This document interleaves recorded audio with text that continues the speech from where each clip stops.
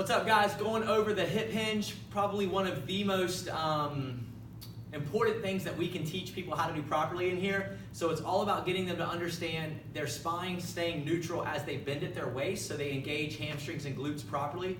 And this transfers to a ton of the lower body movements that we do, deadlifts being one, swings being another, and then even how you initiate power from some of the different movements that we have. So I'm going to start by going over neutral spine using the PVC pipe and then how that transfers into some of the movements that we can use to progress the hip hinge and then regress that hip hinge as well. So first thing, PVC pipe. This is a great way to get people to understand, or clients and customers to understand, that this PVC pipe represents their spine. As they go into a proper hip hinge, they should always be 3 points of contact on that PVC pipe.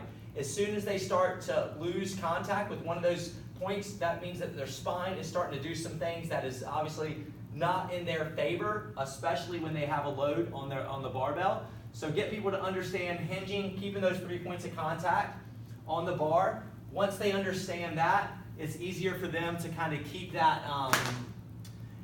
reference in their mind as they start to load up. So the first progression of that would be basically an RDL off of the rack, so it's not forcing them to go to the floor, which may be too big of a range of motion. So pull off the rack, come in. You want to line the feet up right there, kind of underneath the hips, and again sliding that barbell, making sure the knees stay over the heels, making sure the spine stays nice and neutral. You want to have your chin like you have a tennis ball between chin and chest. Then drive right back up. Okay, then the next progression of that would be a traditional deadlift.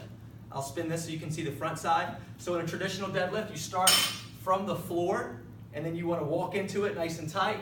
Make sure the lats are engaged, the hips are low, so you're almost more in a squat pattern. Lats are locked in, looking straight up. Then driving those hips all the way through. Again, going from the floor each time.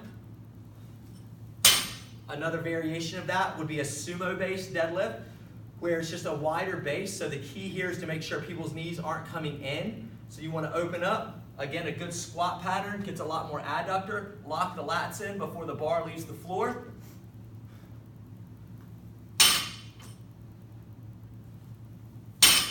And then lastly, because of the speed in which a lot of people turn these over, one of the most technical hip hinges is a kettlebell swing, because that kettlebell is moving a lot faster than the barbell traditionally will. So we want to make sure that people understand how to decelerate into the bottom and accelerate out of the bottom. So we start by coaching that good hip hinge here. Stay low to where you feel hamstrings and glutes load, and then use hamstrings and glutes to drive that kettlebell forward.